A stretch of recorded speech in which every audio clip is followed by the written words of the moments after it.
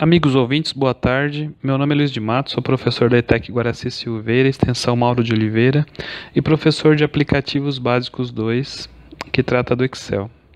Esse podcast tem como propósito apresentar aos alunos as melhores práticas do profissional especialista em Excel com programação avançada em Visual Basic for Applications, que é o conhecido VBA. Visa também mostrar as qualidades que os profissionais devem ter na área e posturas que devem serem evitadas. Bom, a tecnologia da informação tornou-se indispensável ao funcionamento atual das organizações e exigem de seus colaboradores conhecimentos cada vez mais sólidos e avançados sobre ferramentas como planilhas eletrônicas, as quais permitem rapidamente consultar bancos de dados e gerar relatórios, gráficos e planilhas. E dentro desse universo, o Excel é o melhor e mais popular software de planilha eletrônica do mercado, com recursos extremamente poderosos, alguns pouco conhecidos, porém muito úteis para coleta, análise e apresentação de informações necessárias à tomada de decisões. Tá? E algumas atividades que o Excel pode desempenhar, por exemplo, cálculos simples e complexos, criação de lista de dados, elaboração de relatórios e gráficos solicitados, projeções e análise de tendências, análise estatísticas, financeiras e por aí vai. E além de tudo, ele ainda traz uma linguagem incorporada, baseada em Visual Basic, que pode ser aprofundado em cursos mais avançados. Tá? E o Excel é uma das ferramentas mais utilizadas hoje no dia a dia, principalmente na área de engenharia e finanças. Ele é versátil e de fácil uso e pode ser utilizado nas mais diversas atividades, não só engenharia e finanças. Tá? Das mais conhecidas temos a elaboração de formulário, lista de contatos, relatórios, até uma simples multiplicação ou cálculo de juros compostos. Elas normalmente têm interfaces fáceis de se utilizar, são adaptáveis para várias soluções e diversos problemas e possuem muitos recursos e funções prontas e também customizáveis, né, que a gente pode fazer isso no dia a dia. Tá? Aí depois de pesquisar várias coisas e juntar isso à minha experiência, eu criei uma lista que serve de orientação para os alunos em geral, tá? Espero que seja bem útil para vocês. Vamos lá. Primeiro item. Sempre é interessante você diagramar seu projeto antes de começar o desenvolvimento. Com isso você ganha tempo. Mesmo que você invista tempo na compreensão e análise do projeto, isso é compensado no ganho de velocidade, na hora que você executa e na redução de quantidade de retrabalhos. Isso é muito útil para dar agilidade para a entrega para o usuário final. 2. Sempre é interessante você criar protótipos para a entrada de dados, que a gente chama de inputs, e os resultados finais, que são os outputs ou saídas. Para o usuário, o mais importante é você saber que dados serão introduzidos e de que forma os resultados serão apresentados. Isso é essencial. Tá? Isso, quando é validado previamente, fica muito mais simples você criar o fluxo lógico que leva de uma etapa a outra. Tá? 3. Estruture a sua planilha, pensando que ela sofrerá mudanças no futuro. Nós sempre dizemos que o segredo de uma vida útil longa de uma planilha é a sua flexibilidade e customização. Tá? Porque uma planilha em si ela não difere de um ciclo de vida de um programa de computador. Tá? É pouco provável que ela não sofra revisões e adequações. Sempre é interessante se pensar nisso. Se você fizer referência ao intervalo de fórmula, por exemplo. Né? Como é possível que a sua planilha entenda novas linhas que foram inseridas sem que os cálculos fiquem incorretos? Tá? Então a customização é importante. 4. Sempre é interessante você criar uma separação visual entre os inputs, a lógica de transformação e os outputs. Por exemplo, você pode usar os recursos de customização de cores. Por exemplo, você insere uma legenda, tá? E você padroniza, por exemplo, que as entradas elas vão estar em verde, os cálculos vão estar em amarelo, quando eu digo as cores seriam o fundo da célula, por exemplo, e as saídas estariam em azul. Né? Isso é um exemplo, tá? Mas sempre é interessante você trabalhar com essas diferentes áreas, regiões de planilha, individualizar planilhas com arquivo para cada uma dessas funções também, isso ajuda bastante, tá? Isso vai evitar confusões na hora que você vai utilizar e vai facilitar muito o trabalho da construção e da revisão, tá? 5.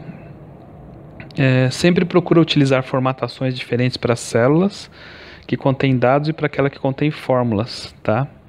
No bater dos olhos, você sempre vai ver de forma simples o que é fórmula, o que é input manual, o que é parâmetro. Então você deve usar e abusar desse recurso com uma parcimônia para não ficar também um carnaval, tá? Mas simplicidade e beleza caminham lado a lado, essa é a regra que a gente usa. 6. Sempre é interessante manter bloqueado apenas as células que devem receber os inputs, né? Desbloqueadas, desculpa. Tá? Então, assim, você deve evitar que um usuário, por exemplo, consiga mexer numa fórmula, porque a fórmula ela já está lá e já está correta, tá?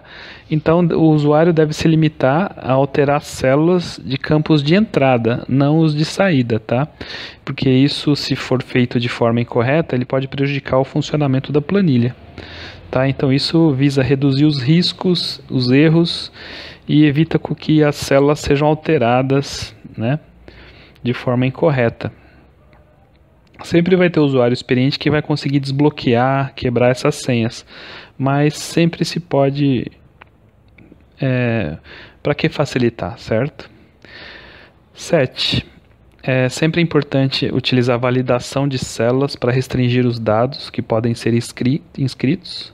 Tá? Então, por exemplo, um campo numérico numa célula, é interessante que o usuário não consiga inserir dados de texto e vice-versa. E também, por exemplo, campos de data, ele não pode inserir campos de texto ou numéricos simples, né?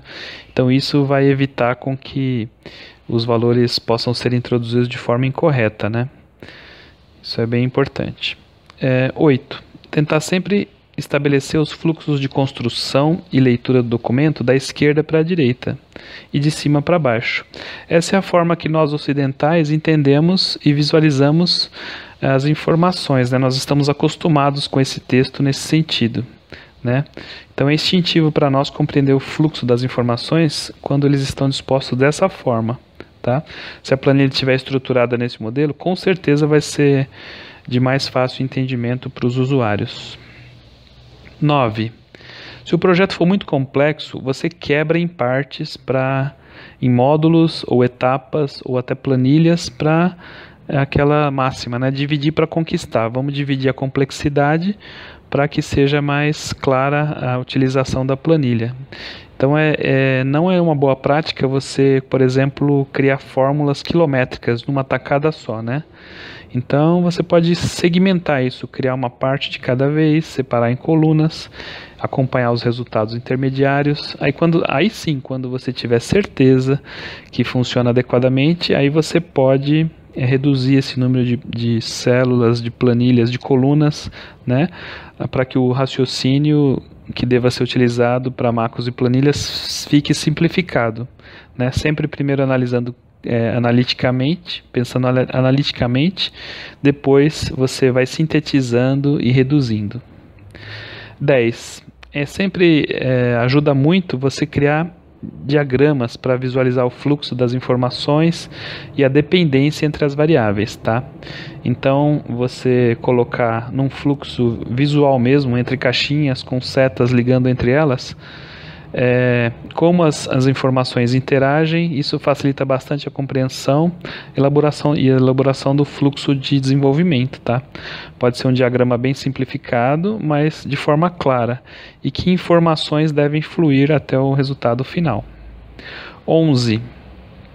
Sempre é importante você utilizar nomes de constantes que digam alguma coisa, né? Por exemplo, se você simplesmente faz uma fórmula com 8 variáveis, mas só coloca C3 vezes D4 vezes C5 e assim por diante, fica muito mais claro você nomear células, por exemplo, valor de entrada, cotação do dólar, preço de etiqueta, desconto, porque a fórmula fica meio que literal, então fica muito mais fácil o entendimento, tá? 12. Memorial de cálculos. É muito importante você ter um glossário, vamos dizer assim, com um memorial de cálculos. Por exemplo, como é calculado a área do cilindro, como é calculado o diâmetro, como que é calculado o valor futuro, como é calculado o valor da cotação da moeda e assim por diante. Então, em qualquer célula que você visualizar essa fórmula, você pode recorrer ao glossário, ao memorial de cálculos para entender o racional daquelas fórmulas, tá? Isso é bem importante. 13. Sempre é bom você prevenir as suas células contra eventuais mensagens de erro. Então, por exemplo, você pode fazer uso das funções se erro, erros, que determinam o que fazer em caso de erro. Por exemplo, se você faz uma divisão de A por B, isso dá uma mensagem de não disponível ou divisão por zero, você pode tratar isso adequadamente com essas funções ditas se erro, se. Então você pode dar mensagens mais amigáveis para o usuário. Por exemplo, você pode colocar, se der alguma mensagem de erro, você pode substituir através de uma função se, por exemplo, por vendas não totalizadas e assim por diante. 15. Sempre é importante documentar suas revisões com observações e através de recursos do próprio Excel. Tipo um histórico da planilha com as versões 1.0, 1.1 e assim por diante. E cada versão você colocar o que ela traz de funcionalidade, né, de feature nova, para que o usuário saiba que aquela versão é a versão última, em que data aquilo foi desenvolvido, se aquele determinado bug foi corrigido na versão 1.n lá na frente e assim por diante. Então o controle de versões é muito importante. 16. É sempre importante você separar uma planilha de um arquivo para gerar documentação sobre o projeto, tá? Então, nessa forma você pode criar como se fosse mesmo um índice, né? A data, isso é uma evolução da regra anterior, você pode colocar a data daquela revisão, daquele desenvolvimento, quem foi o desenvolvedor e a ação que foi tomada, tá? Isso ajuda bastante no controle da planilha e do seu versionamento. 17. Utilizar as propriedades do documento para inserção de informações básicas. Quando a gente clica no Windows Explorer, numa planilha, clica com o botão da direita Propriedades, existe uma aba Resumo em que você pode preencher o título, o assunto, o autor, o gerente, a empresa, a categoria, as palavras-chave, comentários e uma base de hiperlink. Tá? E isso tudo pode ajudar muito antes de abrir o documento a já ter uma visão prévia do que a planilha ela está informando, qual empresa ela pertence, qual autor, qual foi o assunto e assim por diante. 18. Sempre é importante você deixar ativo a funcionalidade de autossalvamento e criação de backup. Isso você consegue nas configurações avançadas do Excel. Tá? São pequenos cuidados que visam garantir sempre que o usuário não perca os dados digitados depois de horas de trabalho, né? E depois de você ter um erro de salvamento na rede, isso aí pode ajudar muito, né? Para eventuais arquivos danificados também, né? Para que os arquivos e o seu trabalho não fique comprometido. 19. Sempre é importante contar com o auxílio de uma pessoa que revise, né? Pode ser um revisor, um usuário, né? Que ele teste efetivamente o funcionamento da sua planilha, né? Por mais atento e disciplinado que você seja, sempre você pode ficar frustrado e pode verificar que pode ter, sei lá, alguns erros bobos na sua planilha, e esses erros podem passar e chegar até a versão final, porque tem um ditado que a gente fala, a gente se acostuma com a paisagem, inclusive com os erros. Então é sempre importante uma outra pessoa que tem uma outra visão verificar a sua planilha e testar mesmo, né? Isso é muito importante, essa ajuda externa, para você evitar erros básicos, né? E sempre é importante você ter um backup, vamos dizer assim, uma pessoa que teste o seu trabalho, tá? E por último, você tem que ter sempre em mente o foco do que é mais prático para o usuário. Você tem que se colocar como se fosse o usuário, tá? Então você não deve se deslumbrar com o próprio trabalho, porque para a maioria dos usuários não importa se a técnica que você usa é super inovadora para você chegar no resultado. O que ele quer é o resultado final, ele não quer os passos intermediários, se a planilha é fácil ou difícil de ser utilizada, tá? Ele quer a gente entenda os requisitos desejados, que são sempre 3, essencialmente, né? A qualidade da informação, se o resultado é confiável e a interface amigável, a segurança da informação, né? Apenas se as pessoas certas terão acesso e sem risco de perda de informações, e a velocidade da informação, né? Que seria o caso, depois de inseridos os dados ou pressionado um botão, os resultados devem estar sempre disponíveis o mais rápido possível, né? Então essas são as boas práticas. Eu trabalhei no mercado diretamente com o desenvolvimento em planilhas desde 1995 na NEC do Brasil, em Guarulhos. Eu gerava relatórios gerenciais de análise das estações de celulares, tanto analógico quanto digital, de São Paulo, Paraná, Bahia, e eu traduzia longos arquivos texto de mensageria captados nas ERBs, que significa estação rádio base, e os relatórios tinham que ser disponibilizados no máximo em 24 horas após a coleta do dado, né? Então você tinha que tratar os dados, né, e disponibilizar para os engenheiros e analistas o mais rápido possível para que fosse verificada se as estações repetidoras de sinal estavam com a potência correta, se elas estavam funcionando, se elas estavam fazendo o roaming correto, e o Excel foi de grande valia para que esse trabalho fosse automatizado e gerado de forma muito rápida, né, para que os gerentes e todas as pessoas envolvidas no processo tomassem decisões rápidas, né, que melhorassem a qualidade do produto. Então o Excel, não só o Excel para geração de relatórios e gráficos, mas inclusive macros especializadas em capturar, filtrar e tratar os dados gerados na mensageria das ERBs, tá? Essa foi a minha primeira experiência. Depois eu tive uma oportunidade de trabalhar no sistema em grandes empresas, bancos que tratavam mais especificamente na área de tesouraria, tá? Isso foi em meados do ano 2000. No extinto Sudameris, que posteriormente foi adquirido pelo banco ABN Real Enroll, tá? Então eu trabalhava na criação e manutenção de planilhas, tá? Da tesouraria e das áreas afins. E mais do que você ter paciência para resolver o problema, você tem que ter agilidade.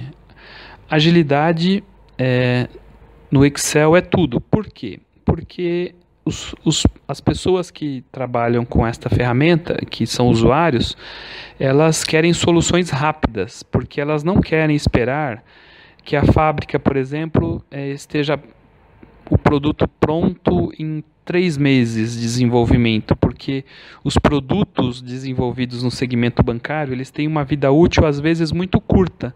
Então, quando uma fábrica de software entrega um produto no final de 3 meses, aquele produto já saiu de cena. Então, neste nicho de velocidade de apresentação de produto, o Excel ele é essencial, né, porque ele tem uma curva de velocidade de entrega muito rápida a partir do levantamento de requisito. Você pode utilizar muito também o Extreme Program, né, que é o XP, que você fica lá ao lado do usuário final, e ele vai te informando as regras do negócio, e isto agiliza muito o processo final de entrega e qualidade do produto, Também passei pelos bancos Citibank durante 7 anos, que é uma continuidade da desenvolvimento de planilhas. Eu não consigo enxergar na minha experiência uma tesouraria de um banco funcionar sem planilhas, apesar de que há muitos sistemas de mainframe e tudo mais, mas as planilhas elas são o carro-chefe. Existe até uma brincadeira que quando não tem o SAP é aquele sistema alemão, né? Quando ele não dá conta ou quando a customização não ocorre na velocidade rápida o suficiente, a sigla do SAP se transforma para Sistema Avançado de Planilhas, né? Porque realmente as planilhas elas dão conta do recado, elas conversam entre si, as macros são muito sofisticadas, elas podem mandar e-mail, receber cotação de dólar dos mais diversos fornecedores de informação, tais como Bloomberg, Reuters, Broadcast, Agência Estado. Então a planilha ela pode literalmente fazer o trade, ela pode fechar a operação ainda que o usuário esteja em horário de almoço ou em reunião. Então o Excel é utilizado de forma bem dinâmica e com os recursos de programação avançada no VBA, que é o Visual Basic for Applications. A gente até brinca que o Excel que a gente conhece, ele só é 10%, seria como um iceberg, né? 10% do que você vê do iceberg, a parte visível seria a sua interface no Excel. E os outros 90%, ou seja, a parte oculta, o potencial maior do iceberg, os bastidores, você enxerga, você visualiza na programação avançada que dá todo o poder do Excel. E isso, resumidamente, são as qualidades que os empregadores desejam. Vamos dizer assim, vamos entrar no detalhe.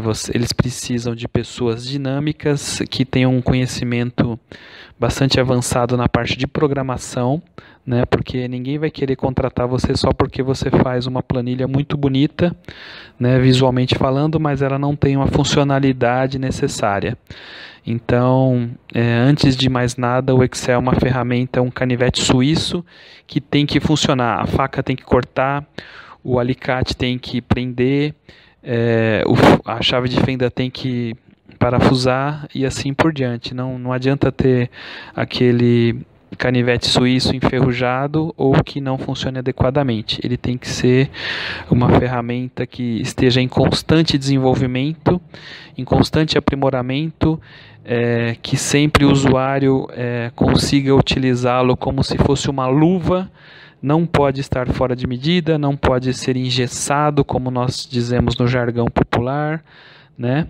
E os carinhosos nomes que os empregadores chamam de desenvolvedores, macreiros, planilheiros, eles são muito bem remunerados no mercado. Eu recomendo fortemente que todo aluno, independente da área, se utilize do aprendizado do Excel, não só nas ETECs, mas também em cursos online. A própria Escola Virtual Bradesco, ela dá muito subsídio para aprendizado dos módulos de Excel, tanto básico, intermediário, quanto avançado.